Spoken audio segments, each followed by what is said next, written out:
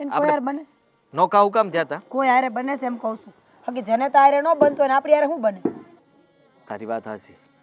ખરેખર હા, ભગવાને આપણને હંધુઈ દીધું, કોઈ વસ્તુની કમી ના રાખી. પણ આ દીકરો આપણને એવો આપ્યો ને કે એના કારણે આપણે સમાજમાં ને હંધે નીચા જોયા જેવું થયું છે. પણ રીચા, હું એમ કહું છું કે વહુ ઘર છોડીને ચાલી ગઈ છે, બરાબર? તો લોકો કેવી આપણી વાતો કરશે અને પેલો કેવો રખડેલ થઈ જશે તો આપણે કરશું શું? હું એમ કહું છું ને, આપણે સમાજમાં જવાબ દેવો પડશે.